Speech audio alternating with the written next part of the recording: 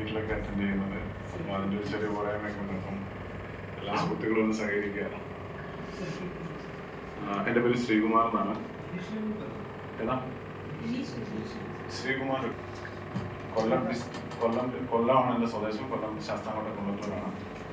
ഇപ്പം നമ്മളിവിടെ വന്നിരിക്കുന്നതെന്ന് വെച്ച് കഴിഞ്ഞാൽ ഒരു സിനിമയുടെ സാമ്പത്തിക തട്ടിപ്പുമായിട്ട് ബന്ധപ്പെട്ടിട്ടാണ്. അതായത് നമ്മളൊരാളെ പരിചയപ്പെടുകയും പാലക്കാടുള്ള ഹുസൈൻ ആറോഡി എന്നാണ്, രണ്ടുപേരാണ് അറിയപ്പെടുന്നത്. ഹുസൈൻ ആറോഡിനും ഖാജ ഹുസൈനും അറിയപ്പെടുന്നുണ്ട്.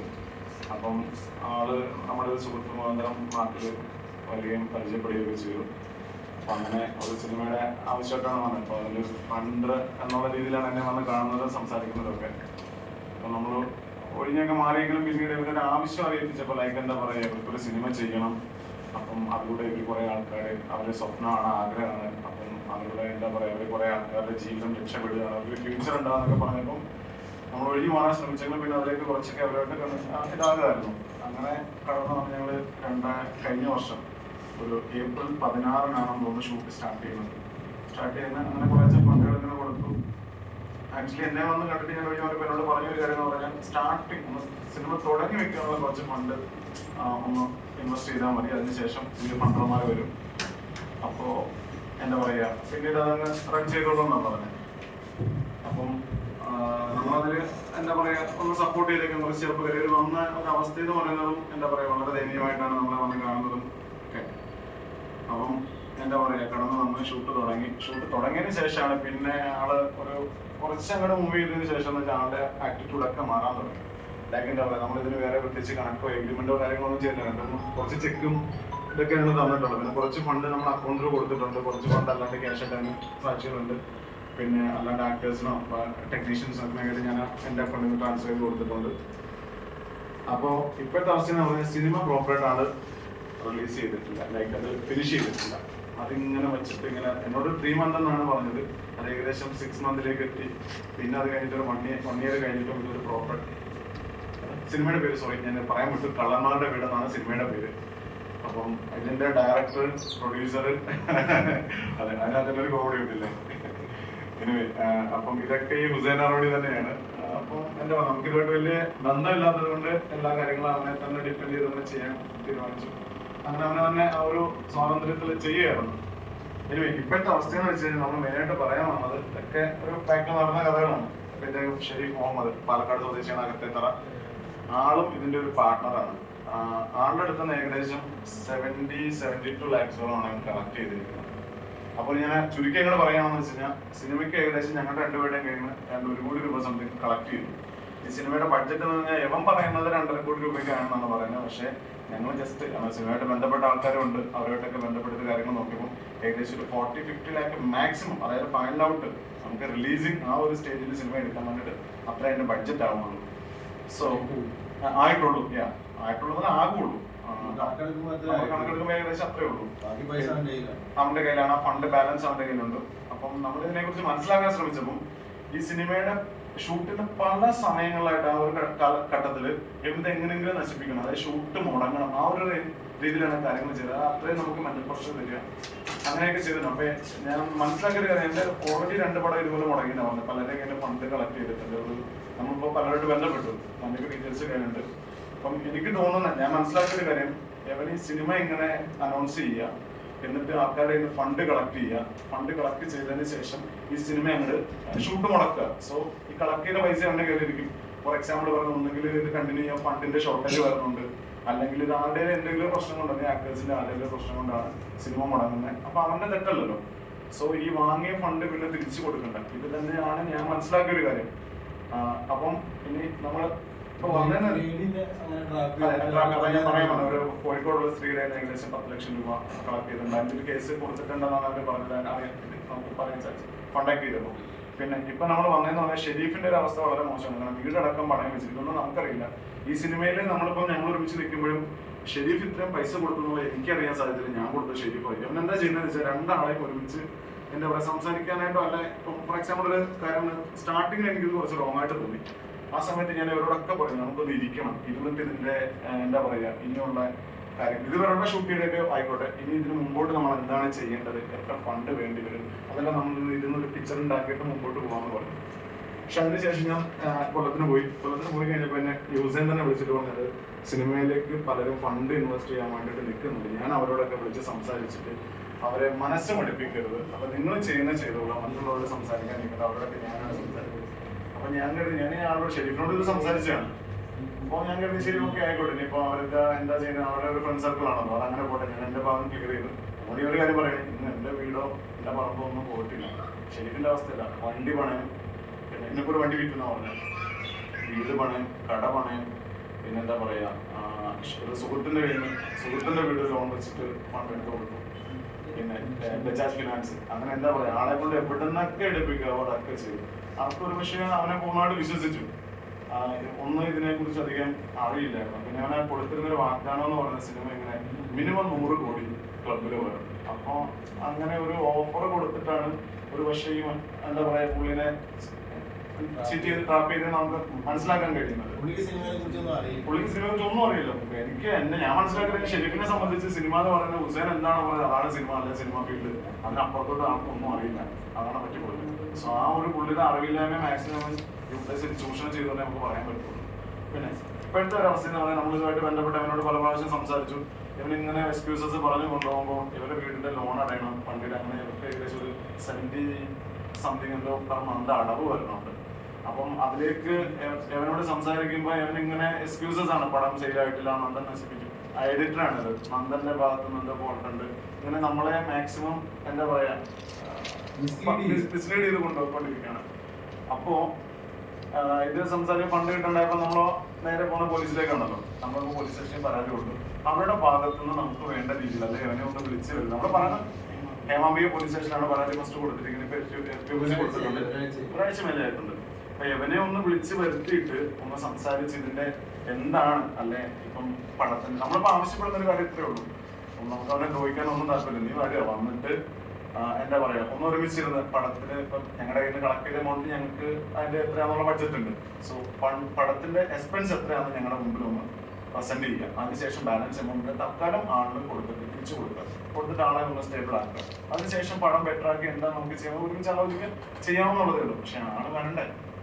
അപ്പൊ അതിനുവേണ്ടി പോലീസിന്റെ ഭാഗത്തുനിന്ന് ഒരു എന്താ പറയാ ഒരു നല്ലൊരു സമീപനം കാണുന്നില്ല. അതാണ് നമ്മുടെ ഏറ്റവും വലിയ പ്രശ്നം. ഇതിനെ കുറിച്ച് അന്വേഷിക്കുന്ന സമയത്ത് ഇതിലൊരു ക്രിമിനൽ ആക്ടിവിറ്റീസ് ഫോളോ ചെയ്യുന്നുണ്ട്. അതായത് ഇപ്പോൾ ആദ്യം ഒരു ലേഡീനെ ഇവരിങ്ങനെ ട്രാപ്പ് ചെയ്തിട്ടുണ്ടായിരുന്നു. അവരോട് ചെയ്തൊരു പരിപാടിയുടെ ഷീലയാണ് നായിക എന്ന് പറഞ്ഞിട്ടാണ് അവരുടെ ഇന്നലെ ഫണ്ട് കളക്ട് ചെയ്തത്. എന്നിട്ട് ഇവന്റെ വീട്ടിൽ കൊണ്ടുപോയി താമസിച്ചു. അവരവിടെ ഇട്ട് പീഡിപ്പിക്കാനൊക്കെ ട്രൈ ചെയ്തു. അതിനുശേഷം അവരെ കൊല്ലാൻ വേണ്ടിയിട്ട് മലമ്പുഴ സ്ഥലത്തേക്ക് കൊണ്ടുപോയി. അപ്പൊ അതിന് അവര് നമ്മളോട് പറഞ്ഞ വോയിസ് ക്ലിപ്സ് ഒക്കെ നമ്മളതിലുണ്ട്, നമ്മളോട് സോഷ്യൽ മീഡിയയിൽ ഇട്ടിട്ടുണ്ട്. അപ്പൊ അവരുടെ ട്രാക്ക് ഓഫ് പരിപാടി എന്ന് പറയുന്നത് ഇവൻ ഭയങ്കര ഇന്നസെന്റ് ആണ്, ഇവൻ ഭയങ്കര സിനിമ പാഷനേറ്റഡ് ആണെന്നൊക്കെ ഒരാളെ, അതായത് സിനിമയെ കുറിച്ചിട്ട് വലിയ ഡീറ്റെയിൽ അറിയാത്ത ഒരാളുടെ പ്രസന്റ് ചെയ്യുക. എന്നിട്ട് അവരുടെ കയ്യിൽ എത്ര രൂപയുണ്ടോ അവരുടെ ചിലപ്പം അരിഞ്ഞാണം വരെ ഇവൻ അടിച്ചുള്ളൂ. അമ്മാതിരിയുള്ള ഡയലോഗാണ് ഇവൻ അടിക്കുക. എന്നിട്ട് അവരുടെ നിന്ന് മാക്സിമം പൈസ കളക്ട് ചെയ്തിട്ട് അവര് കാരണമാണ് ഇത് സ്റ്റോപ്പ് ആയെന്ന് അവരെ തന്നെ വരുത്തി തീർത്ത് ഇവര് പോലീസ് കേസ് കൊണ്ട് കൊടുക്കുമ്പോഴത്തേക്ക് ലോക്കൽ ഇപ്പൊ സ്റ്റേഷനിലാണെങ്കിൽ ജിഡിക്കൊക്കെ പോകുന്ന സാധാരണ ആൾക്കാരായിരിക്കുമല്ലോ, അവരിപ്പം പറഞ്ഞിട്ട് കൺവിൻസ് ചെയ്തോളൂ എന്തൊക്കെയൊക്കെ പറഞ്ഞു. അല്ലെങ്കിൽ പേയ്മെന്റ് ഇറക്കും. ഇപ്പൊ ആ ചേച്ചി പറഞ്ഞത് അവര് പരാതി കൊടുത്ത പോലീസ് സ്റ്റേഷനിൽ ഇപ്പം പൈസ കൊടുത്തു എന്നാണ് ആ ചേച്ചി പറയുന്നത്. നമുക്കറിയില്ല. പക്ഷെ ആ ചേച്ചി പറഞ്ഞത് വെച്ച് നമ്മൾ നോക്കുമ്പോൾ നമ്മൾ കൊടുത്ത പോലീസ് സ്റ്റേഷനിൽ നിന്ന് നമുക്ക് കറക്റ്റായിട്ടുള്ള റെസ്പോൺസ് കിട്ടുന്നില്ല. നമ്മളിപ്പോൾ അത് SP ഓഫീസിൽ കംപ്ലൈന്റ് ചെയ്തിട്ടുണ്ട്. അപ്പൊ ഇവനെ വിളിക്കുന്ന സമയത്ത് ഇവൻ തെറിയൊക്കെ പറയാം. ഇനി ഏറ്റവും വലിയൊരു പ്രശ്നം വെച്ച് കഴിഞ്ഞാൽ നമ്മളിങ്ങനെ ഇവനിങ്ങനെ ഫ്രോഡ് പരിപാടി കാണിക്കുന്നതിന് നമ്മൾ ഫേസ്ബുക്കിൽ ഇന്ത്യൻ നിയമത്തിന് ഒരു ഇതുണ്ട്, ഒരു വാല്യൂ ഉണ്ട്. അപ്പൊ തെറ്റ് ചെയ്യുന്നതിനെതിരെ ഇന്ത്യത്തിൽ നിയമമുണ്ട്. അപ്പൊ അതിന് പ്രകാരം നീ എന്താണെങ്കിലും പെടുമെന്ന് പറഞ്ഞിട്ടിട്ടപ്പം ഇവൻ ഇന്ത്യൻ കോൺസ്റ്റിറ്റ്യൂഷനെ പൂരത്തെറിയാണ് ഫേസ്ബുക്കിൽ പറഞ്ഞിട്ടേക്കുന്നത്. പബ്ലിക്കായിട്ട് വരത്തിരി പറഞ്ഞു. അതിന്റെ സ്ക്രീൻഷോട്ട് നമ്മുടെ കയ്യിലുണ്ട്. അപ്പൊ അതൊക്കെ നമ്മൾ പോലീസുകാരോട് പറയുന്നുണ്ട്. പിന്നെ അത് മാത്രമല്ല ഇവൻ വിളിക്കുന്ന സമയത്ത് ഇവൻ ഭയങ്കര തെറി, അസഭ്യവർത്തനം, പെണ്ണുങ്ങളോടൊക്കെ ഇവൻ സംസാരിച്ചിട്ടുള്ള കുറെ വോയിസ് ക്ലിപ്സ് നമ്മുടെ കയ്യിലുണ്ട്. അതൊക്കെ ഭയങ്കര അലഗന്റ് ആണ്. അവൻ ക്യാരക്ടറൈസേഷൻ അലഗന്റ് ആണ്. അപ്പൊ ഇവര് പിന്നെ ഇവിടെ അടുത്ത് പാലക്കാട് വെച്ച് കണ്ടിട്ടുണ്ട്. പക്ഷെ പോലീസ് പറയുന്നത് ഇവൻ ഇവിടെ ഇല്ല, അവൻ കണ്ണൂർ എന്താണ്. അപ്പൊ പോലീസുകാരെ അവൻ ചീത്ത വിളിച്ചു. ഇവരുടെ ഫ്രണ്ടിൽ നിന്നാണ് അല്ലേ സാർ, ഇവരുടെ ഫ്രണ്ടിൽ നിന്ന് പോലീസുകാരെ ചീത്ത വിളിച്ചു.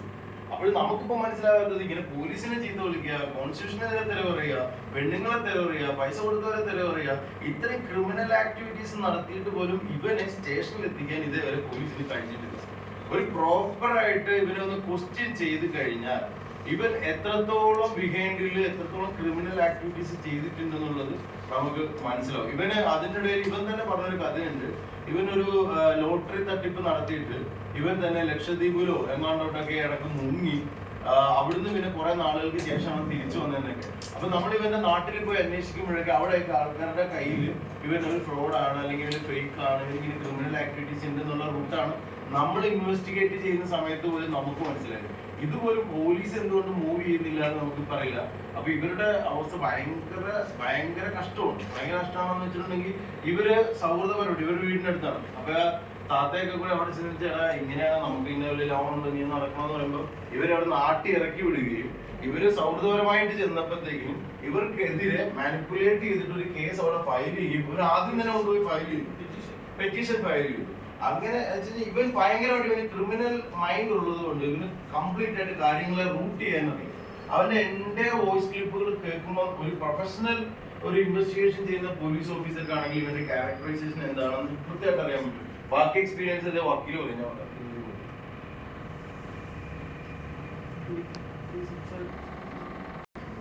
സിനിമയായിട്ട് ബന്ധപ്പെട്ടിട്ട് ആദ്യ തുടക്കത്തിൽ 2 ലക്ഷം രൂപ കൊടുത്തിട്ടാണ് സിനിമയായിട്ട് ബന്ധപ്പെട്ട് കയറുന്നത്. എക്സിക്യൂട്ടീവ് പ്രൊഡ്യൂസർ വന്നിട്ട് കയറിയത്. ഈ പറഞ്ഞതൊക്കെ പിന്നീട് ആവുന്നില്ല. അപ്പോൾ തുടക്കത്തിന് കുഴപ്പമില്ലാതെ പോയി. പിന്നെ പെട്ടെന്ന് ഫണ്ട് കൈകാരണം ബിജുക്കുട്ടിന് കാശ് കൊടുക്കാനില്ലാതെ രാത്രി നേരത്ത് നമ്മുടെ ഫ്രണ്ടിന് വേണ്ടി പോയി പൈസ മേടിച്ചു കൊടുക്കുക. അങ്ങനെ 1-2 കാര്യങ്ങൾ. അവസാനം എൻ്റെ കൂട്ടുകാരത്ത് 10-20 ലക്ഷം രൂപ മേടിച്ചു കൊടുത്തു. അങ്ങനെ അതിനുള്ള ഡോക്യുമെന്റ് വെക്കേണ്ടി വന്നു. തൊട്ട് ബന്ധുക്കളെ മേടിച്ചു കൊടുത്തു. അങ്ങനെ പുരോഗമിച്ച് അവസാനം ഈ സിനിമ റിലീസ് ചെയ്തില്ല. എന്ത് പറഞ്ഞാലും എഡിറ്ററിനെ കുറ്റം പറയാം. അപ്പൊ പുള്ളിയുടെ പരിപാടി അങ്ങനെയാണ്, സിനിമ മുഴുവനാക്കിയിട്ട് റിലീസ് ചെയ്യാൻ പാടില്ല എന്ന് പുള്ളിയുടെ ഉദ്ദേശം. അങ്ങനെ റിലീസ് ചെയ്യണമെന്നില്ല, കാരണം റിലീസ് ചെയ്തിട്ടില്ല പറഞ്ഞത് അവസാനം നമ്മളെങ്ങനെ ഒഴിവാക്കുക, അതാണ് പുള്ളിയുടെ ഉദ്ദേശം. അപ്പൊ ഞാൻ എന്ത് ചെയ്യുമ്പോൾ കുറെ പ്രാവശ്യം അവനെ ഡെയിലി കാണാറുണ്ട്. പക്ഷെ അവന് OTT വെക്കട്ടെ, സെയിലാവട്ടെ, അങ്ങനെ പറഞ്ഞ ഓരോ ഒഴിവുകൾ പറയും. അവസാനം ഞാൻ വൈഫും കൂടി അവർ ഫ്ലാറ്റിലേക്ക് അവൻ വിളിച്ചിട്ട് ഞങ്ങൾ പോയത്. അവൻ പോയ ശേഷം സംസാരിച്ചിട്ട് പിറ്റേ ദിവസം അവൻ തന്നെ കംപ്ലൈന്റ് ചെയ്യും. ഞങ്ങൾ രാത്രി വീട്ടിൽ പോയി വന്നിട്ട് പോലീസ് സ്റ്റേഷൻ തന്നെ കൂടി വന്നിട്ടായിരുന്നു ഞങ്ങൾ സ്റ്റേഷൻ. അപ്പൊ ഞങ്ങൾ ഗത്യന്തരമില്ലാതെ നിൽക്കുമ്പോഴാണ് എൻ്റെ സുഹൃത്തും ഞങ്ങൾ അയൽവാസി എൻ്റെ നാട്ടുകാരായ അല്ലേട്ടൻ, അഡ്വക്കേറ്റ് അല്ലേട്ടൻ, അദ്ദേഹത്തോടെ തന്നെ ഇതിൽ നിന്ന് രക്ഷപ്പെടുത്താനുള്ള വഴികൾ നോക്കണം. അയാളില്ലെങ്കിൽ ഞങ്ങൾ ജീവിതം ഒന്നും കൂടി ഇതായിട്ടാണ്. എനിക്ക് എത്തിപ്പിടിയില്ലാതെ നിൽക്കുകയാണ്. എന്നാൽ അയാളെ ഇടപെട്ടുകൊണ്ട് ഈ സ്ഥലത്തിലേക്ക് എത്തി. അയാളോട് എനിക്ക് വളരെ നന്ദിയുണ്ട്. അഡ്വക്കേറ്റ് അനിൽകുമാറാണ്. ഇവിടെ ലീഗലി ഒരു സെറ്റ് ഔട്ട് എന്ന് പറയുന്നത് 450, 420 ബഡ്സ് ആക്ട് ഓഫ് 2006. ഇത് അട്രാക്ട് ചെയ്യുന്ന വിധത്തിലുള്ള ക്രൈമാണ് അദ്ദേഹം നടത്തിയിരിക്കുന്നത്. ചീറ്റിംഗ് പേഴ്സണൈസേഷനാണ്. 415 420 വായിച്ചാൽ നിങ്ങൾക്കറിയാം. Anybody trying to induce the delivery of the property. ബാക്കികളൊന്നും നോക്കാം. അത്തരം ഡെലിവറി ഓഫ് ദ പ്രോപ്പർട്ടിയാണ് ഇവിടെ നടന്നിരിക്കുന്നത്. നമ്മൾ ആദ്യം ശ്രമിച്ചത് ഇയാളുടെ ക്യാരക്ടർ എല്ലാം തന്നെ മനസ്സിലാക്കി. ഇയാൾ കഴിഞ്ഞ 3.5 കൊല്ലമായി അകത്തേത്തറ നടക്കാവ് റെയിൽവേ മേൽപ്പാലത്തിന് അരികെ ചെരുപ്പ് കച്ചവടം നടത്തിയ ആളാണ്. ഇയാളൊരു സുപ്രഭാതത്തിലാണ് ഈ പറഞ്ഞ സംവിധായകനായി മാറുന്നത്. ഏതാണ്ട് സമാനമായി കേരളത്തിൽ നടക്കുന്ന സിനിമാ തട്ടിപ്പുകളിൽ ഒന്നാണ് ഈ സംഭവം. ഈ അടുത്ത് ഒന്ന് നടന്നു കഴിഞ്ഞു. അദ്ദേഹത്തെ അറസ്റ്റ്, ഞാൻ പേരൂടെ പറയുന്നില്ല. അപ്പൊ ഇത്തരത്തിലുള്ള പ്രവണതകൾ, കഥകളൊന്നും ഞാൻ വീണ്ടും റിപ്പീറ്റ് ചെയ്യുന്നില്ല. ഒരു ലീഗൽ ഫൈറ്റാണ്. ലീഗൽ ഫൈറ്റിനോടൊപ്പം തന്നെ ആസ് എ ലോയർ ഒരു സെറ്റിൽമെന്റിലൊരു ശ്രമമാണ് കഴിഞ്ഞ ഒരാഴ്ചയായി നടത്തിക്കൊണ്ടിരിക്കുന്നത്. എല്ലാ വോയിസ് റെക്കോർഡും പ്രിയപ്പെട്ട സുഹൃത്തുക്കളുടെ കയ്യിൽ. ഇവരൊക്കെ രാപ്പകൽ ഇതിനു വേണ്ടി കഷ്ടപ്പെട്ടതാണ്. അപ്പൊ അദ്ദേഹം പോലീസ് സ്റ്റേഷനിൽ ഒരു പരാതി കൊടുത്തു. കഴിഞ്ഞ 18-ാം തീയതിയാണ് ഹേമാംബിക നഗർ പോലീസ് സ്റ്റേഷനിൽ എന്റെ ഷെരീഫ് എനിക്ക് വക്കാലത്ത് തന്നതിന്റെ അടിസ്ഥാനത്തിൽ എന്റെ കക്ഷിക്കും ശ്രീകുമാറിനും വേണ്ടിയൊക്കെ തന്നെ പോലീസ് സ്റ്റേഷനിൽ ഹാജരായി വളരെ ബ്രീഫായി വിഷയങ്ങൾ പറഞ്ഞ് നിങ്ങളുടെ കയ്യിൽ വിതരണം ചെയ്തിട്ടുള്ള പെറ്റീഷന്റെ കോപ്പി 1 ഏതാണ്ട് ഇന്ത്യൻ ബാങ്കിലൂടെ 14 ലക്ഷം ഉറുപ്പിക 4 മാസം കൊണ്ട് ട്രാൻസാക്ട് ചെയ്തിട്ടുണ്ട് 2023. ആ ട്രാൻസാക്ഷന്റെ മുഴുവൻ പകർപ്പും നമ്മുടെ കയ്യിലുണ്ട്. ഖാജ ഹുസൈന് ഷെറീഫ് ഇന്ത്യൻ ബാങ്കിലൂടെ ട്രാൻസാക്ട് ചെയ്തത് 14 lakhs ആണ്. പിന്നെ ബജാജ് ഫൈനാൻസ്, കോപ്പറേറ്റീവ് ബാങ്ക്, സുഹൃത്തുക്കൾ, ഇതിനൊന്നും നേരിട്ടൊരു തെളിവുണ്ടോ എന്ന് ചോദിച്ചാൽ ഐ വിറ്റ്നസ് മാത്രമേ ഉള്ളൂ. ഇലക്ട്രോണിക് എവിഡൻസ് സെക്ഷൻ 65B അനുസരിച്ച് പുതിയ ഭാരതീയ ന്യായ സംഹിത അനുസരിച്ച് പ്രൈമറി എവിഡൻസ് ആയി മാറുകയാണ്. നിങ്ങൾ വായിച്ചു കാണും, അറിഞ്ഞു കാണും. ജൂലൈ മുതൽ അത് പ്രൈമറി എവിഡൻസ് ആവാൻ ഞങ്ങൾ അത് ഫൈറ്റ് തന്നെ ചെയ്യും. മുഴുവൻ റെക്കോർഡ്സ് നമ്മുടെ കയ്യിലുണ്ട്. പിന്നെ ബഹുമാനപ്പെട്ട ശ്രീകുമാറും നന്ദകുമാറും പറഞ്ഞതുപോലെ ഇവരോട്, ഈ ഖാജ ഹുസൈനോട്, ഈ റെസ്പോണ്ടന്റിനോട് ഒരു കാര്യം അപേക്ഷിച്ചാൽ അദ്ദേഹം ചൊരിയുന്നത് അസഭ്യവർഷമാണ്. മാതാപിതാക്കൾക്കെതിരെയാണ്, ചെറിയ നിലയിലൊന്നുമല്ല. ഇതാണ് ഇതിന്റെ പശ്ചാത്തലം. അപ്പോ ഇദ്ദേഹം ഇടയ്ക്കൊക്കെ ഈ പറഞ്ഞ പ്രത്യേകിച്ച് ഷെറീഫിനെ വിളിച്ച് ഞാൻ നാളെ 10 ലക്ഷം കൈമാറാം, നിങ്ങളുടെ അക്കൗണ്ടിലേക്ക് തരാം, എന്തെങ്കിലുമൊക്കെ ഫ്രസ്ട്രേഷൻ ഉണ്ടാകുമ്പോൾ ഇത് പറയുക, ഇന്ന ആളുടെ കടം തീർക്കാം. പിന്നെ അത് കഴിഞ്ഞ് തൊട്ട് നിമിഷം അടുത്ത പ്രാവശ്യം വിളിച്ചാൽ അസഭ്യമാണ്. ഇതാണ് കോൺട്രഡിക്ഷൻ. ഒന്നുകിൽ അയാൾക്ക് മെന്റൽ ഇൻസ്റ്റബിലിറ്റി ഉണ്ട്, അല്ലെങ്കിൽ ബോധപൂർവം ആളുകളെ ആക്രമിക്കാം. 18-ാം തീയതി ഹേമാംബിക പോലീസ് സ്റ്റേഷനിൽ അന്ന് CA ഉണ്ടായിരുന്നില്ല. CAക്ക് പകരം വളരെ നന്നായി ജോലി ചെയ്യുന്ന PRO ഹരി എന്ന പോലീസുകാരനോട് വിവരങ്ങളൊക്കെ പറഞ്ഞ് കംപ്ലൈന്റ് ലോഞ്ച് ചെയ്തു. അദ്ദേഹം അപ്പൊ തന്നെ ആക്ട് ചെയ്തു. ഈ ഹുസൈനെ വിളിച്ചു. ഹുസൈൻ തിരിച്ച് സംസാരിച്ചതിൽ ഇദ്ദേഹത്തിന്റെ സ്വരം ഉയർന്നു. ഞങ്ങൾക്കത് അറിയില്ലല്ലോ ഫോണിൽ സംസാരിക്കുന്നത്. അത്രത്തോളം മോശമായി ഹുസൈൻ പറയുകയുണ്ടായി. ഈ പോലീസുകാരൻ ഹരിയെന്ന് ഞങ്ങളോട് നിർദ്ദേശിച്ചു, അടിയന്തരമായി നിങ്ങൾ SP കാണണം. 19-ാം തീയതി SP ഓഫീസിൽ DYSP സ്പെഷ്യൽ ബ്രാഞ്ചിന് ഞങ്ങൾ ഈ പരാതി കൊടുത്തു. വിത്ത് ഓൺ റെക്കോർഡ്സ്, അവൈലബിൾ റെക്കോർഡ്സ്. ഇദ്ദേഹം ഇതിനിടയിൽ ഒരു എഗ്രിമെന്റ് ഉണ്ടാക്കിയിട്ടുണ്ട്, ബോഗസ് എഗ്രിമെന്റ്. അതിന്റെ കോപ്പിയൊക്കെ നമ്മുടെ കയ്യിലുണ്ട്, നിങ്ങൾക്ക് വിതരണം ചെയ്തിട്ടുണ്ട്. അങ്ങനെ ബോഗസ് ആയ പല റെക്കോർഡ്സ് ക്രിയേറ്റ് ചെയ്തിട്ടാണ് ഈ മാനിപ്പുലേഷന്റെ ഹെവി സെൻസാണ്. അത് കൊടുത്തു. 19-ാം തീയതി DYSP കണ്ടു. അദ്ദേഹം താഴോട്ട് വിട്ടു. അപ്പോ ഇവിടെ പറഞ്ഞ ഇതിനു മുമ്പ് അദ്ദേഹം കൊടുത്ത പെറ്റീഷനിലാണ് ഹേമാംബിക കോൺസെൻട്രേറ്റ് ചെയ്തത്. അപ്പൊ ഈ ഹരി എന്ന പോലീസുകാരൻ പറഞ്ഞു, നന്ദകുമാർ ഇവിടെ വരണം. കൊല്ലത്തുള്ള നന്ദകുമാർ ഇവിടെ വന്നാലേ അദ്ദേഹത്തിന് സംസാരിക്കാൻ കഴിയും. ശ്രീകുമാർ വരണം. എന്നാൽ അല്ല, നന്ദകുമാറിനെതിരെയാ പരാതി. നന്ദകുമാർ പോലീസ് സ്റ്റേഷനിൽ ഞങ്ങൾ as the victim and as the respondent in his petition Monday 11:30 മണിക്ക് ഹേമാംബിക പോലീസ് സ്റ്റേഷനിൽ നിൽക്കുകയാണ്.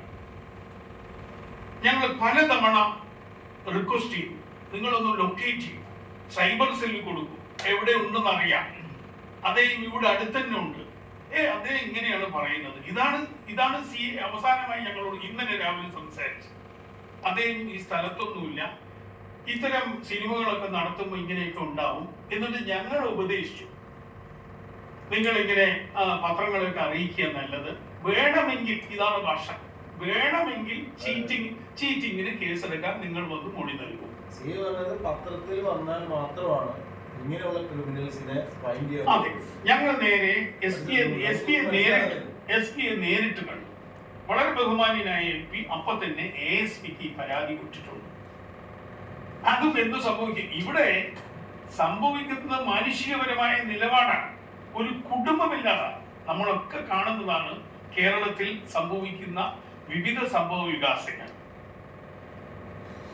ചെറിയ ലോണുകൾ എടുത്തിട്ട് പോലും ഒരു കുടുംബവും ആ പ്രദേശവും നശിച്ചു പോകുന്ന ഒരു സ്ഥിതിയുണ്ട്. അതിലേക്കാണ് ഇപ്പൊ ഷെറീഫിന്റെ മാനസികാവസ്ഥ എന്ന് പറയുന്നത് വളരെ മോശമായ രീതിയിൽ പോയിക്കൊണ്ടിരിക്കുകയാണ്. ഇതെല്ലാം പരിഗണിക്കപ്പെടണ്ടേ? ഇതെല്ലാം വെളിച്ചത്ത് വരണ്ടേ? ഞങ്ങള് കഴിഞ്ഞ 2-3 ദിവസങ്ങളായി നമ്മുടെയൊക്കെ സുഹൃത്തുക്കളായിട്ടുള്ള ചില ചാനലുകാരെ റിക്വസ്റ്റ് ചെയ്യും. അവർക്കൊക്കെ ഒരു വല്ലാത്തൊരു മടി, ബൈറ്റ് കൊടുത്തിട്ട് പോലും വിടാത്തൊരു സ്ഥിതിയുണ്ട്. എന്താണ് ഇതിന്റെ സാങ്ക്ടിറ്റി എന്ന് മനസ്സിലായില്ല. അതിനകത്തൊരു ചോദ്യം എനിക്കറിയില്ല, നിങ്ങളെല്ലാവരും മീഡിയയിൽ വർക്ക് ചെയ്യുന്നവരാണ്. നമ്മൾ വിളിച്ച് അന്വേഷിച്ചപ്പോൾ പറഞ്ഞത് പോലീസ് FIR ഇടാത്ത കേസായതുകൊണ്ട് അവർക്കത് മീഡിയയിൽ ടെലികാസ്റ്റ് ചെയ്യാൻ പറ്റുന്നില്ല. അതിൻ്റെ റിയാലിറ്റി എനിക്ക് മനസ്സിലാവുന്നില്ല. കാരണം ഇൻ കേസ് പോലീസ് ആക്ഷൻ എടുത്തില്ലെങ്കിൽ ഞങ്ങൾക്ക് സമീപിക്കാൻ നിങ്ങളോട് ഇത് പറഞ്ഞ് നിങ്ങളത് മറ്റുള്ളവരിലേക്ക് ജനങ്ങളിലേക്ക് എത്തിക്കുക, അല്ലെങ്കിൽ റിയാലിറ്റി എന്താണെന്ന് മറ്റുള്ളവർക്ക് പ്രസന്റ് ചെയ്യാൻ ഞങ്ങൾക്ക് മീഡിയ ഒരു സഹായം എന്ന് പറയും. അതേ മീഡിയ തന്നെ നമ്മളോട് പറയുകയാണ് പോലീസ് കേസ് എടുക്കാത്തത് കൊണ്ട് അല്ലെങ്കിൽ FIR ഇടാത്തത് കൊണ്ട് ഇത് ചെയ്യാൻ പറ്റും. പോലീസ് FIR ഇടാത്ത പോലീസിനാണ് നമ്മൾ നിങ്ങളുടെ മുമ്പിൽ പ്രസന്റ് ചെയ്യാൻ മറ്റുള്ളവർ പ്രസന്റ് ചെയ്യാൻ നമ്മൾ ആഗ്രഹിക്കുന്നത്. അപ്പൊ അത് എന്താണെന്ന് അതിന്റെ ലോജിക്ക് എന്നോട് മനസ്സിലാവുന്നത്. ഈ FIR എന്ന് പറയുന്നത് നമുക്കറിയാലോ, ഫസ്റ്റ് ഇൻഫർമേഷൻ FISഉം FIR ഇത് ഇട്ട് കഴിയുമ്പോൾ അതിനകത്ത് പിന്നെ അതൊന്നും കോടതി സമർപ്പിക്കുന്നില്ല. അത് ഫൈനൽ റിപ്പോർട്ടും ചാർജ് ഷീറ്റും ഒക്കെ ആയി വലിയൊരു അന്വേഷണം നടക്കുമ്പോഴേക്കും കുടുംബം എന്താവും. അറൌണ്ട് 8 to 10 months ആണ് ഇപ്പോ ജനറലി ഒരു പെറ്റീഷന്റെ മുകളിൽ കോടതിയിലെത്താൻ. പിന്നെ കോടതിയിൽ നമ്പർ ഇട്ട് വന്ന് ഇതൊക്കെ കോടതിയിൽ വിചാരണ ചെയ്യപ്പെടുമ്പോൾ ഏതാണ്ട് ഒരു 8-9 മാസം നമ്മൾ ഇതൊന്നും നിൽക്കാതെ അദ്ദേഹത്തിൽ നിന്ന് കിട്ടിയാൽ സംസാരിച്ച് എന്തെങ്കിലും ഷെറീഫിനൊന്ന് കൊടുത്ത് അദ്ദേഹത്തിന്റെ ഇപ്പോഴത്തെ സാമ്പത്തിക ബാധ്യത അത്തരം ഒരു ജെന്യൂനായ റിക്വസ്റ്റ് മുമ്പിൽ വെച്ചിട്ട് പോലും ചിലർ ഇത് പരിഗണിക്കുന്നില്ല എന്നുള്ളൊരു വല്ലാത്തൊരു ഇതാണ് നാട്ടിലെ സ്ഥിതി. യെസ്, അതെ, ഞാൻ പറഞ്ഞ ക്രിസ്റ്റൽ ഫ്ലാറ്റ് നടക്കാവിൽ ക്രിസ്റ്റൽ ഫ്ലാറ്റ് നടക്കാവ് ഗേറ്റിൽ മീൻ കച്ചവടമാണ്. അവർ മീൻ മേടിക്കാൻ വന്നുള്ള പരിചയം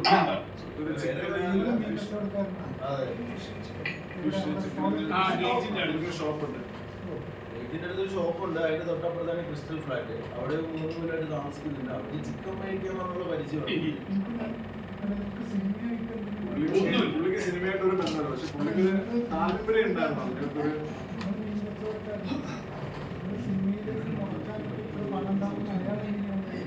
പുള്ളി അല്ല അതായത്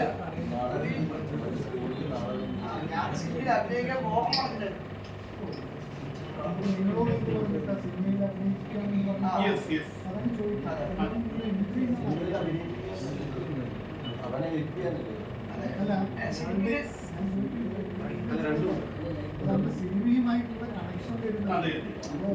ഇവന് അങ്ങോട്ടും ഇങ്ങോട്ട് നടക്കുമ്പോൾ ഇവനിങ്ങനെ വലിയ സിനിമാക്കാരനാണെന്നൊരു പ്രതീതി പുള്ളിയിൽ ഉണ്ടാക്കി കൊടുക്കും. പുള്ളിക്ക് എക്സ്പീരിയൻസ് ഇല്ല. അപ്പൊ ഇങ്ങനെ നടക്കുമ്പോൾ ഇവൻ അല്ല അങ്ങനെ പുള്ളി ചോദിച്ചു, ഈ സിനിമ തുടങ്ങുമ്പോൾ എനിക്ക് എന്തെങ്കിലും ഒരു വേഷം തരണുണ്ടോ എന്നിങ്ങനെ ചോദിച്ചു. ഫസ്റ്റ് ഇനീഷ്യലി ഫണ്ട് മുടക്കുന്നത് ശ്രീകുമാറിന്റെ കേസ് എന്ന് പറയുന്നത് ഞാൻ കൊല്ലത്ത് എനിക്ക് ഒരുപാട് യാതൊരു ബന്ധവുമില്ല. എൻ്റെ ഒരു സ്റ്റാഫ് എൻ്റെ ഒരു ബാറിൽ കഥ കുറിച്ചുകൊണ്ടിരുന്ന സമയത്ത് അപ്പം ഇരിക്കുന്ന രാജേഷ് ആളാണെങ്കിലേക്ക് എത്തിക്കുന്നത് അവിടെ നിന്ന് സംസാരിക്കുന്നത് ഇതുപോലൊരു സബ്ജക്റ്റ് ഉണ്ട്, പ്രൊഡ്യൂസർ ഇല്ല എന്ന് പറഞ്ഞു. നമ്മൾ ചെറിയ ചെറിയ ഷോർട്ട് മൂവിക്കൊക്കെ വേണ്ടിയിട്ട് ഫണ്ട് ചെയ്യുകയൊക്കെ ചെയ്യുന്നുണ്ട്. അതൊരു രസം, നമുക്ക് എന്താ പറയാ ജസ്റ്റ് ഫോർ ഫൺ ആ ഒരു രീതിയിൽ ചെയ്യുന്നുണ്ട്. അപ്പോൾ പെട്ടെന്ന് അവനെ എന്താ പറയാ എന്നെ കോൺടാക്ട് ചെയ്തു. എന്നോട് തന്നെ ഞാൻ ആക്ച്വലി ന്യൂസിലൻഡിലാണ് വർക്ക് ചെയ്യുന്നത്, ബിസിനസ്സാണ്. കേട്ടില്ല, നേരത്തെ നമ്മൾ ചെയ്തിട്ടുണ്ട്. അതും നമുക്ക് എങ്ങനെ ലാഭം എന്ന് പറയാൻ പറ്റില്ല. അല്ല അപ്പോഴേ എനിക്ക് സിനിമ ചെയ്യണമെന്നുള്ള ആഗ്രഹമില്ലായിരുന്നു. ഞാൻ പറഞ്ഞില്ലേ, ഇവരെന്നോട് സംസാരിക്കുമ്പം ഇവര് വരുന്നു. ഇവരാദ്യം സംസാരിച്ച് ഞാനത് ഇഗ്നോർ ചെയ്താൽ കഴിഞ്ഞിട്ട് വീണ്ടും ഇവരെ കാണാൻ കൊല്ലത്തെത്തി. ഹുസൈന്, സുധി, രാജേഷ് ഇവര് കൊല്ലത്ത് വരികയും കൊല്ലത്ത് വന്ന് സംസാരിച്ച് കഴിഞ്ഞിട്ട് എനിക്കിതിന്റെ സമയം ഞാൻ തിരിച്ചു പോകാൻ നിൽക്കുന്ന ഒരു ഗ്യാപ്പിലാണ്. അപ്പോ ഞാൻ എന്താ പറഞ്ഞ ശരി നോക്കട്ടെ എന്ന് പറഞ്ഞ് ജസ്റ്റ് ഒരാൾ വന്ന് കാണാൻ വരുമ്പോൾ ഇവർ അത്ര ഇതായിട്ട് വരില്ല. പിന്നെ ഇവര് സ്ഥിരം എന്നെ അങ്ങോട്ട് കോൺടാക്ട് ചെയ്യാൻ തുടങ്ങി. എന്നിട്ട് വിളിച്ചിട്ട് അവരുടെ ബുദ്ധിമുട്ടുകളാണ് പറയുന്നത്. എന്റെ ഒരാള് ഞങ്ങൾക്കില്ല, ഞങ്ങളുടെ ഉണ്ട്, പക്ഷെ ഞങ്ങൾ കുറേ അലഞ്ഞു. അപ്പം ഞങ്ങൾ ഒന്ന് ജസ്റ്റ് ഒന്ന് ഫ്രണ്ടിൽ നിന്നിട്ട് ഒന്ന് സ്റ്റാർട്ടിങ് സ്റ്റേജ് ഒന്ന് ഇത് ചെയ്ത് തന്നാൽ മതി, അതിനുശേഷം അതോ ഇതായിക്കോളൂ എന്ന് പറഞ്ഞു. രണ്ടെങ്കിലും പൊക്കോളൂ, അതിന് പിന്നെ പുതിയ ഫണ്ടേഴ്സ് വരും. ആ ഒരു ഇതിലാണ് ഞാൻ ഇതിലേക്ക് വരുന്നത്. അത് അക്കൗണ്ട് ത്രൂ ആണ് ഞാൻ എന്റെ ടോട്ടൽ 30 lakh. അല്ല ഞാൻ പറയാൻ വന്നത് ഞാൻ എന്താ ചെയ്യുന്നത്, നമ്മളെ ഇതിലേക്ക് വരും. അപ്പൊ എന്റെ പൂജയ്ക്ക് വിളിച്ചു, ഞാൻ ഇവിടെ വന്നു. അപ്പൊ എന്നോട് പറഞ്ഞു ശ്രീയേട്ടാ ഒന്ന് ജസ്റ്റ് നമുക്കൊരു ഇത് നോക്കാം എന്നെ പറഞ്ഞിട്ട് ജസ്റ്റ് ചെയ്തു. പിന്നെ അല്ല ആ വേഷം ചെയ്യണം ചെയ്താലേ ശരിയാവുള്ളൂ എന്ന് പറഞ്ഞിട്ട് നമ്മൾ ലാസ്റ്റ് ഞാൻ എന്റെ സകല എനിക്കൊരു ആനയുണ്ട്, ഞാൻ അവന്റെ കൂടെയാണ് മാക്സിമം സ്പെൻഡ് ചെയ്തുകൊണ്ടിരിക്കുന്ന സമയം അടി വരുന്നത്. സോ അതൊക്കെ ക്യാൻസൽ ചെയ്യിപ്പിച്ചിട്ട് എന്നെ ഇവിടെ നിർത്തി. പിന്നെ ഏകദേശം ഒരു 2-2.5 മാസം കഴിഞ്ഞ് പാലക്കാട് നിന്നു. അപ്പൊ എന്താ പറ്റിയെന്ന് വെച്ചാൽ പിന്നെ നമ്മളിപ്പോ ഓരോ നമ്മുടെ സുബന്ധത്തിൽ നമ്മൾ 4 പേര് ഒരുമിച്ച് ഒരാൾക്ക് പ്രശ്നപരമായിട്ട് കൂടെ ആയിരിക്കുമല്ലോ. അപ്പൊ എന്നോട് ചേട്ടാ ഒരു പെട്ടെന്ന് ഒരു കുറച്ച് ഫണ്ട് തന്നെ പെട്ടെന്ന് അത് വേറെ ഫണ്ട് തിരിച്ചു ഞാൻ പോലും പറഞ്ഞിട്ട് അതല്ലേ പറയാം. അപ്പൊ ഇതിന്റെ ഘട്ടങ്ങൾ ഓരോ നടന്മാരെ അഭിനയിച്ചു പറ്റുന്ന സമയത്ത് അല്ലല്ല ഞാനത് എന്തായാലും അതിന്റെ ക്ലിയർ എവിഡൻസ് ഉണ്ട്. ഞാൻ അവിടെ ഇടാൻ എന്തായാലും നിങ്ങൾ എന്നെ വന്ന് കണ്ടതല്ലേ, സംസാരിച്ചത് കാര്യം ചെയ്യും. ഒരു 5 lakhs രൂപ ഞാൻ സ്റ്റാർട്ട് ചെയ്യാൻ 5 lakhs രൂപ എനിക്ക് സിനിമയിൽ അഭിനയിക്കാൻ എന്നോട് ആദ്യം പറഞ്ഞു. എനിക്കത് താല്പര്യമില്ല, ഞാൻ ജസ്റ്റ് ഒരു 5 lakhs തരാം, നിങ്ങൾ സ്റ്റാർട്ട് ചെയ്തു, അപ്പൊ നിങ്ങൾക്ക് വേറെ ഫണ്ട് വരുമല്ലോ എന്ന് പറഞ്ഞ് ഞാൻ ജസ്റ്റ് ആ 5 lakhs പോയാൽ പോട്ടെന്ന് വിചാരിച്ച് ചെയ്തതാണ്. അത് പറയുന്നത് അതുകൊണ്ടാണ്, കാരണം ഇവരൊരു കാറിലൊന്നും ബസ്സിൽ കയറി കൊല്ലത്ത് വന്നൊരു ബാഗ് കാണുമ്പോൾ തന്നെ എനിക്ക് വളരെ ദയനീയമായിട്ട് തോന്നിയ ഒരു അവസ്ഥ. അപ്പൊ ഇവര് പിന്നെ അത് കഴിഞ്ഞ് സംസാരിച്ചപ്പം എന്താ പറഞ്ഞാൽ വിചാരിച്ചു നമുക്ക് കുറെ ആളെ അങ്ങനെ ഫണ്ട് കൊടുത്ത് വലിയ രീതിയിൽ സപ്പോർട്ട് ചെയ്യാനൊന്നും പറ്റില്ല. ശരി, ഒരു ചെറിയ രീതിയിൽ ചെയ്താല് അവർക്കൊരു ഫ്യൂച്ചർ ഉണ്ടാവുകയാണെങ്കിൽ അത് കഥയൊക്കെ പറയുമ്പോൾ എനിക്ക് ഇഷ്ടപ്പെട്ടു. ശരി, അങ്ങനെയാണെങ്കിൽ ചെയ്തോളൂ, നമ്മളിവിടെ ചെറിയൊരു ഹെൽപ്പ് എന്നുള്ള രീതിയിലാണ് ഞാൻ പറഞ്ഞു. എന്നോട് 3 മാസമാണ് പറഞ്ഞത്. ഞാൻ 3 മാസം വേണ്ട, ഇതൊരു 6 മാസം കഴിയുമ്പോൾ 5 ലക്ഷം രൂപ ലഭിച്ചു തന്നാണ്. അപ്പം അതെ അതെ അപ്പം അവരുടെ ഒരു ഫ്യൂച്ചർ ഞാൻ നോക്കിയപ്പോ ഒരു 3-4 ചെറുപ്പക്കാരുടെ ആഗ്രഹമാണ് എന്നുള്ള രീതിയിൽ.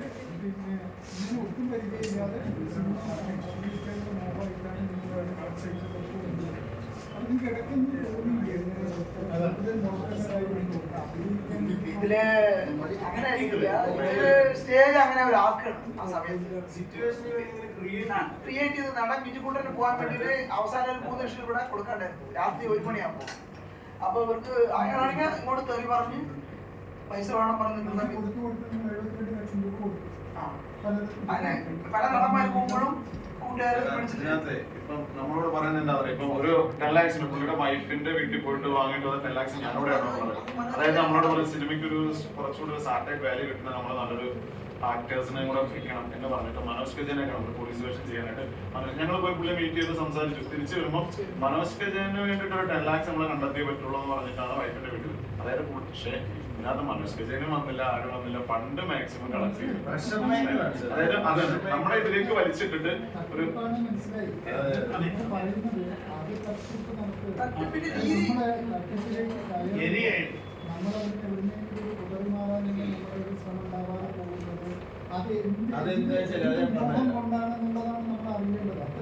ഈ പുള്ളി കുറച്ച് പൈസ മുടക്കി, അത് കഴിഞ്ഞിട്ട് ആ പൈസ കിട്ടുന്നെങ്കിൽ കുറച്ചുകൂടെ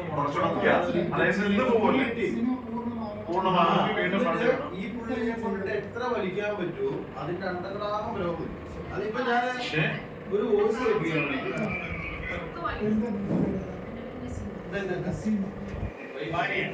എനിക്കിങ്ങനെ സംസാരിക്കാനൊന്നും അറിയില്ല. എന്റെ ജീവിതം കൊണ്ട് ഇങ്ങനെ മാറിപ്പോയതാണ് കേട്ടോ. അതിൽ തെറ്റിട്ടുണ്ടെങ്കിൽ നമുക്ക് പൊരുത്തപ്പെടുക.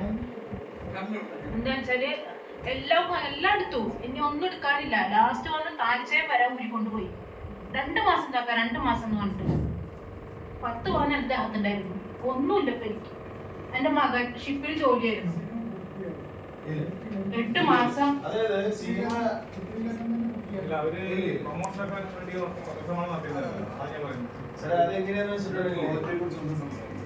സാർ അതായത് ഞാനായിരുന്നു ഈ പടത്തിന്റെ പോസ്റ്റ് പ്രൊഡക്ഷൻ. എന്റെ പേര് നന്ദകുമാർ എന്നാണ്, എറണാകുളമാണ് സ്വദേശം. എന്റെ അടുക്കൽ ഇവര് ചെറിയൊരു പടമാണ്, അതെ എഡിറ്റിങ്, ഞാൻ പോസ്റ്റ് പ്രൊഡക്ഷൻ ഹാൻഡിൽ ചെയ്തത് ഞാനായിരുന്നു. ചെറിയൊരു പടമാണ്, അപ്പൊ ബഡ്ജറ്റ് ഭയങ്കര കുറവാണ്, അപ്പൊ ചെറിയൊരു എമൗണ്ടിന് ചെയ്തു തരണം എന്ന് പറഞ്ഞിട്ടാണ് എന്നെ സമീപിക്കുന്നത്. അപ്പൊ സമീപിച്ചു, അപ്പൊ എഗ്രിമെന്റ് ചെയ്യണമെന്ന് പറഞ്ഞാൽ എഗ്രിമെന്റ് ചെയ്തില്ല. അപ്പം എന്നോട് പറഞ്ഞത് ഇത് എഡിറ്റിംഗ് കഴിഞ്ഞു എന്നാണ്. എന്നെ സമീപിക്കുമ്പോൾ ഞാൻ ഇവിടെ വരുമ്പോഴാണ് കാണുന്നത് ഇത് എഡിറ്റിംഗും ആയിട്ടില്ല, ഒന്നും ആയിട്ടില്ല, ഒരു ഹാർഡ് ഡിസ്ക് മാത്രമേ ഉള്ളൂ. അപ്പൊ spot editor hard disk complaint ആക്കി എന്നൊക്കെ പറഞ്ഞിട്ട് ലോട്ട്സ് ഓഫ് പ്രോഗ്രാംസ് ആയിരുന്നു. അത് കഴിഞ്ഞിട്ട് എഡിറ്റിംഗ് റിപ്പോർട്ട് ചോദിച്ചപ്പോൾ അതില്ല, ടോട്ടലി സ്ക്രിപ്റ്റ് ചോദിക്കുമ്പോൾ അതില്ല, ഷൂട്ടിംഗ് മെറ്റീരിയൽസ് അതിന്റെ ഐഡിയോളജി ചോദിക്കുമ്പോൾ അതില്ല, ഇവൻ അസിസ്റ്റന്റ് ഡയറക്ടേഴ്സിനോട് പറഞ്ഞിരിക്കുന്ന സ്റ്റോറി അല്ല ഇവൻ ഷൂട്ട് ചെയ്തിരിക്കുന്നത്, ആക്ടേഴ്സിന്റെ പ്രോപ്പർ ഏരിയാസ് അറിയില്ല, അങ്ങനെ കുറെ കോംപ്ലിക്കേഷൻസ് ആയിരുന്നു. അപ്പൊ നമ്മള് 2-3 പേരും അതായത് അസിസ്റ്റന്റ് ഡയറക്ടേഴ്സിനെ വേറെ 2-3 പേരൊക്കെ വിളിച്ചിട്ടാണ് എന്താണ് വാട്ട് ഈസ് ദ സ്റ്റോറി എന്നുള്ള ഒരു ഐഡിയ കിട്ടുകയും ഒരു റിപ്പോർട്ടും ഇല്ലാതെ നമ്മൾ ഓരോ ക്ലിപ്പും കണ്ടാണ് ഇതൊന്ന് എഡിറ്റിംഗിലേക്ക് എത്തിച്ചത്. അപ്പോഴാണ് മനസ്സിലാകുന്നത് ഇവൻ ടോട്ടലായിട്ട് ഷൂട്ട് ചെയ്തിട്ടില്ല പടം. എന്നിട്ട് ഇവൻ പറഞ്ഞു ഇനിയും എനിക്ക് ഷൂട്ട് ചെയ്യണമെന്ന് പറഞ്ഞപ്പോൾ എൻ്റെ ഒരു ക്യാമറ ഉണ്ടായിരുന്നു. ആ ക്യാമറ വെച്ചിട്ട് ഇവൻ വീണ്ടും കുറെ സീൻസ് അവിടെ വെച്ച് ഷൂട്ട് ചെയ്യിപ്പിച്ചു. അപ്പൊ നമ്മളൊരു ചെറിയ പടമാണല്ലോ, ഒരു സപ്പോർട്ട് ചെയ്യാമെന്ന് പറഞ്ഞിട്ടാണ്. അപ്പൊ ഞാൻ ഡയറക്ടറാണ് ബേസിക്കലി. അപ്പൊ ഞാൻ ഓർത്തു വന്ന പിന്നെ ഇവനൊരു പുതിയ പടം ചെയ്യാൻ ഒരു ടീമല്ലേ, അപ്പൊ ഇങ്ങനെയാണ് നമ്മളെ ഇന്റൻഷൻ ചെയ്യിക്കുന്നത്. അപ്പൊ ചെയ്തു കൊടുക്കാന്ന് കരുതിയിട്ട് ഞാൻ ക്യാമറ സംഭവങ്ങളെല്ലാം കൊടുത്തിട്ട് ഞാൻ വീണ്ടും ഷൂട്ട് ചെയ്യിപ്പിച്ചു. കുറെ സീൻസുകൾ എടുത്തു. അപ്പൊ ഇവൻ പറഞ്ഞു പാട്ട് ഷൂട്ട് ചെയ്യണമെന്ന് പറഞ്ഞു. അപ്പൊ പാട്ടിന് വേണ്ടിട്ട് ഈ പുള്ളിയിൽ നിന്ന് പിന്നെയും പൈസ മേടിക്കുകയാണ്. ഈ പൈസ മേടിക്കുന്നത് സ്പോട്ടിൽ ഇരിക്കുന്നത് നമ്മളുപോലും അറിഞ്ഞിട്ടില്ല. അത് കഴിഞ്ഞിട്ട് എഡിറ്റിംഗിൽ നമ്മൾ ഒരു ലൈനപ്പിലേക്ക് എത്തിച്ച് എഡിറ്റിംഗ് തീരുമ്പോൾ പറയും ആ സീൻ എനിക്ക് കുറച്ചുകൂടെ മാറ്റണമെന്ന് പറഞ്ഞിട്ട് വീണ്ടും റീവർക്ക് ചെയ്യിപ്പിക്കുകയാണ്. ഇങ്ങനെ റീവർക്ക് ചെയ്യിപ്പിച്ചതിന് എനിക്ക് തോന്നുന്നു ഓൾമോസ്റ്റ് ഒരു 10-15 തവണ ഇവൻ പല ആംഗിൾസിൽ ഇതിങ്ങനെ എഡിറ്റ് ചെയ്യിച്ച് ടൈം ഇങ്ങനെ നശിപ്പിച്ചുകൊണ്ടിരിക്കുക. അപ്പൊ ഈ ടൈം നശിപ്പിക്കുന്ന സമയത്ത് ഞാൻ ഇതിനകത്ത് ഉണ്ടായിരുന്ന ആൾക്കാരോട് പറഞ്ഞു ഇവനിങ്ങനെ ഇതിനകത്ത് ക്രാക്ക് ചെയ്യുന്നുണ്ട്, ഇത് എന്താണെന്ന് നമുക്ക് മനസ്സിലാവുന്നില്ല, അത് ഡയറക്ടർ നമുക്ക് മനസ്സിലാവുന്നില്ല, പിന്നെ ആൾക്കൊരു ക്രിയേറ്റിവിറ്റിയിലേക്ക് വരാൻ വേണ്ടി നമുക്ക് സപ്പോർട്ട് ചെയ്യാന്ന് പറയണം. പക്ഷെ ഫൈനൽ സ്റ്റേജ് എത്തിയപ്പോഴാണ് മനസ്സിലാവുന്നത് ഇവനിങ്ങനെ ടൈം ഡിലേ ചെയ്തിട്ട് ഇവിടെ പറയുക എഡിറ്റർ ടൈം ഇങ്ങനെ നശിപ്പിച്ചുകൊണ്ടിരിക്കുകയാണ്, ആ പുള്ളി ഇങ്ങനെ പടം ലേറ്റ് ആയിക്കൊണ്ടിരിക്കുന്നത് നമുക്കറിയില്ല. അത് കഴിഞ്ഞിട്ട് ഇതിന്റെ സൗണ്ട് ഡിപ്പാർട്ട്മെന്റ് ചെല്ലുമ്പോഴും കളർ ഡിപ്പാർട്ട്മെന്റ് ചെല്ലുമ്പോഴും ഇതേ പ്രോബ്ലം ക്രിയേറ്റ് ചെയ്തുകൊണ്ടിരിക്കുകയാണ്. അങ്ങനെ ഇതൊരു സ്റ്റേജിലെത്തിയപ്പോൾ എനിക്ക് മനസ്സിലായി ഈ പടം ഒരിക്കലും ഇവൻ റിലീസ് ചെയ്യാൻ പോകുന്നില്ല. സെയിം ഡേറ്റിൽ, അതായത് പടം തീരുന്നതിന് മുമ്പ് വരെ ഇവൻ തിരുട്ട് ഗ്രാമം എന്ന് പറഞ്ഞിട്ട് അടുത്ത പടം, അടുത്ത പോസ്റ്റർ, അടുത്ത പരിപാടിയിലേക്ക് ലാൻഡഡ് ആവുകയാണ്. കാസ്റ്റിങ്ങിന് വേണ്ടിയിട്ട് ആൾക്കാരെ കാണുക അങ്ങനെ. അപ്പൊ ഞാൻ ഇവന്റെ ബാക്കപ്പ് ഒന്ന് അന്വേഷിച്ചു. ബാക്കപ്പ് അന്വേഷിച്ചപ്പം ഇവന്റെ മോഡ് ഓഫ് ഓപ്പറേഷൻ ഇങ്ങനെ തന്നെയാണ്. ഇതിന്റെ പ്രീവിയസ് പടം ഇവൻ ഇങ്ങനെ തന്നെ ചെയ്തേക്കുന്നത്. അപ്പൊ എനിക്ക് മനസ്സിലായി ഇവൻ ഇത് എന്നെ ക്രാക്ക് ചെയ്ത് ഇവരെ തന്നെ മിസ്ലീഡ് ചെയ്യിപ്പിച്ച് നമ്മളെല്ലാരും പരസ്പരം ഇങ്ങനെ പക്കാ ക്രിമിനൽ ആക്ടിവിറ്റീസ് ആണെന്ന് മനസ്സിലായപ്പോ ഇവർക്ക് കാണാൻ വേണ്ടിയിട്ട് മാത്രം പാലക്കാട് പടം റിലീസ് ചെയ്തു. എന്നിട്ട് ബിജുക്കുട്ടനാണ് നായകൻ എന്ന് ബിജുക്കുട്ടൻ അറിയുന്നത് പ്രമോഷന് റിപ്പോർട്ട് പുറത്തു പോകുമ്പോഴാണ്. അതിനു മുമ്പ് ഒരു ബിജുക്കുട്ടൻ അറിയില്ല. ബിജുക്കുട്ടൻ ആ പടം 4 ദിവസം 5 ദിവസമാണ് ഈ പടത്തിൽ ആക്ട് ചെയ്തിട്ടുള്ളൂ. അപ്പൊ ബിജുക്കുട്ടനോട് പ്രമോഷന് വരണമെന്നുണ്ട്. കാര്യം ഈ പുള്ളിയുടെ ഒരു 10-20 ലക്ഷം രൂപ പോയിട്ടുണ്ടെന്നാണ് ഞാൻ വിചാരിച്ചത്. അപ്പൊ ബിജുക്കുട്ടനോട് പ്രമോഷന് വരണമെന്ന് പറഞ്ഞു. ബിജുക്കുട്ടൻ പ്രമോഷന് വരാമെന്നും പറഞ്ഞു. ബിജുക്കുട്ടൻ പ്രമോഷന് വരുമെന്ന് ഇവൻ മനസ്സിലാക്കിയ സമയത്ത് ഇവൻ എന്ത് ചെയ്തു, ബിജുക്കുട്ടന്റെ ഇടയ്ക്ക് ഇറിറ്റേറ്റഡ് മെസ്സേജ് അയച്ചു. അപ്പൊ ബിജുക്കുട്ടൻ അത് കേട്ടപ്പോ കലിപ്പായി. ഇവൻ എന്തിനാ ഇങ്ങനെ കുക്ക് കാണിച്ച് എനിക്ക് മെസ്സേജ് അയക്കുന്നത്, ഇവനെന്താ ഇങ്ങനെ നെളിപ്പ് കാണിക്കണേ എന്നൊക്കെ ചോദിച്ചു. ബിജുക്കുട്ടൻ എന്നോട് ഷൗട്ട് ചെയ്യണം, ഞാൻ എന്തിനാണ് ഈ പ്രമോഷൻ അവൻ എന്റെ ഇടയ്ക്ക് ഇങ്ങനെ വർത്താനം പറഞ്ഞിട്ട് ഞാൻ ഇനി എന്തിനാ വരുന്നത്. അപ്പോഴും നമുക്കറിയില്ല ഇവന്റെ മോഡ് ഓഫ് പരിപാടി എന്താണെന്നുള്ളത്. ഇവൻ നേരെ പ്രമോഷൻ വന്നിട്ട് എന്ത് ചെയ്തു എന്ന് വെച്ചാൽ ബിജുക്കുട്ടൻ പ്രമോഷന് വന്നില്ല എന്ന് പറയുന്ന ഒരു പ്രശ്നം ഉണ്ടാക്കി ഇവൻ ഭയങ്കര മാന്യനാന്ന് പറയുന്ന രീതിയിൽ ജനങ്ങളുടെ മുന്നിൽ പ്രസന്റ് ചെയ്തു. ഈ പ്രസന്റേഷൻ വന്നപ്പോഴത്തേക്കാണ് ബിജുക്കുട്ടന് പോലും കാര്യം മനസ്സിലാവുന്നത് എന്താണ് ഐഡിയോളജി എന്നുള്ളത്. അങ്ങനെ ഇവര് വന്ന് ഫസ്റ്റിലെ പടം കണ്ടപ്പോഴാണ് വാട്ട് ഈസ് ദ മൂവി അല്ലെങ്കിൽ എന്താണ് ഈ പടം എന്ന് ഇവർക്ക് മനസ്സിലായത്. അപ്പൊ തന്നെ ശ്രീകുമാർ എന്ന് പറയുന്ന ആള് എന്നെ വിളിച്ചു, പടം ബ്ലോക്ക് ചെയ്യിച്ചു. ഇനി നമുക്ക് ഇത് ഇങ്ങനെ പോയിട്ട് കാര്യമില്ല, ഇതിപ്പോ വൈഡ് റിലീസ് പോയി ഇവരൊന്ന് നാണം കിടുള്ളൂ, അപ്പൊ ഇത് ഇനി അങ്ങനെ പോയിട്ട് കാര്യമില്ല, അപ്പൊ അതുകൊണ്ടിട്ട് നമുക്ക് ഈ പടം ഒന്ന് റീവർക്ക് ചെയ്യണം. അങ്ങനെ ഞങ്ങൾ ഇതിന്റെ ബഡ്ജറ്റ് ബാക്കിംഗ് എടുത്തു. ബഡ്ജറ്റ് ബാക്കിംഗ് എടുക്കുമ്പോൾ ഒരു പെർ ഡേ ഒരു 50,000 അല്ലെങ്കിൽ ഒരു 60,000 രൂപ എടുത്താണ് പെർ ഡേ ഇവന് എക്സ്പെൻസ് വരുന്നുള്ളൂ. ബിജുക്കുട്ടനൊക്കെ 3-3.5 ലക്ഷം രൂപ ആ പടം കൊടുത്തിട്ടുള്ളൂ. അപ്പൊ ഞങ്ങൾ ഇരുന്ന് ടോട്ടൽ ബഡ്ജറ്റ് ഇതിന്റെ കൺട്രോളർ അടക്കമുള്ള ടെക്നീഷ്യന്മാരെ അടക്കം നമ്മൾ വിളിച്ച് സംസാരിക്കുന്ന സമയത്ത് അറൌണ്ട് ഒരു 25-26 ലാക്സിന്റെ അടുത്ത്, മാക്സിമം പോയ ഒരു 35ന്റെ അടുത്താണ് ഇത് വരുന്നുള്ളൂ. നമ്മൾ കണക്ക് കൂട്ടി നോക്കിയിട്ട് എല്ലാ ടെക്നീഷ്യന്മാരെയും വിളിച്ചു ചോദിച്ചിട്ട് അത്രേ വരുന്നുള്ളൂ. അപ്പോഴാണ് ഷെരീഫിക്ക് പറയുന്നത് ഞാൻ 71 ലക്ഷം രൂപയുടെ അടുത്തോളം കൊടുത്തു, 68-71 ലക്ഷം രൂപയുടെ അടുത്ത് കൊടുത്തു, ഇപ്പൊ പലിശയൊക്കെ കയറി വന്നു, ആ പടം സീനാന്ന് പറഞ്ഞു. അപ്പൊ നമ്മൾ ഷോക്കായി പോയി. 71 ലക്ഷം രൂപ. അപ്പൊ ശ്രീകുമാർ വിചാരിച്ച ശ്രീകുമാർ കൊടുത്ത് 30 ലാക്സിനാണ് ഈ പടം ചെയ്തതെന്നാണ്. ഷെരീഫിക്ക് ഒരു നിസ്സാരമായ പൈസ കൊടുത്തുള്ളതാണ് പുള്ളി ധരിച്ചത്. അങ്ങനെയാണ് നമുക്ക് ഇത് തമ്മിൽ ക്ലബ്ബായത്. അപ്പൊ നമുക്ക് മനസ്സിലായി പക്ക ക്രിമിനൽ ആക്ടിവിറ്റീസ് ആണ്. അപ്പൊ നമ്മളെ ഒരു ലേഡി, ഇവന് ഇതിനു മുമ്പ് ചെയ്ത ഒരു ലേഡീനെ സമീപിച്ചപ്പോ ലേഡി പറഞ്ഞാൽ ഞാൻ കേൾപ്പിച്ചത്,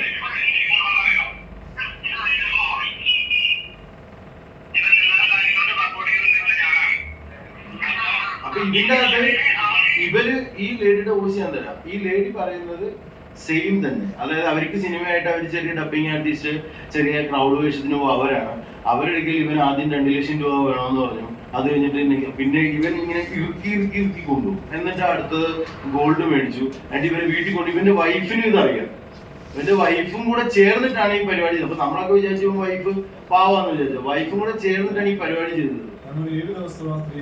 വീട്ടിലിട്ടു, എന്നിട്ട് ഇവനെ കൊല്ലാൻ ശ്രമിച്ചു. എന്നിട്ട് ഇവര് കൊണ്ടുപോയിട്ട് FIR രജിസ്റ്റർ ചെയ്യാൻ വേണ്ടിട്ട് പരാതി കൊടുത്തപ്പോഴത്തേക്കിനാണ് ഈ കോംപ്ലിക്കേഷൻസ് ഒക്കെ നമുക്ക് കൂടുതൽ മനസ്സിലാവുന്നത്. ഇതെല്ലാം നമ്മൾ പോലീസിനോട് പറയുമ്പോൾ പോലീസിന് ഇത് എന്തുകൊണ്ട് മനസ്സിലാവുന്നില്ല എന്ന് നമുക്കറിയില്ല. ആഫ്റ്റർ 3 days ആണ്, ഇന്നലെയാണ് ഉച്ചയ്ക്ക് ഞങ്ങൾ SP കണ്ടത്. വളരെ അനുഭാവപൂർവമായ നിലപാടാണ് അദ്ദേഹം സ്വീകരിച്ചത്. ഈ എവറിഥിങ് നിങ്ങൾ കേൾക്കുന്നത് പോലെ A to Z സ്റ്റോറി സമയമെടുത്ത് കേട്ടു. 10 minutes ഞങ്ങൾക്ക് വേണ്ടി സ്പെൻഡ് ചെയ്തു. എന്നിട്ട് ASPക്ക് അത് കൊടുത്തു. ASPക്ക് കൊടുത്തിട്ടുണ്ട്.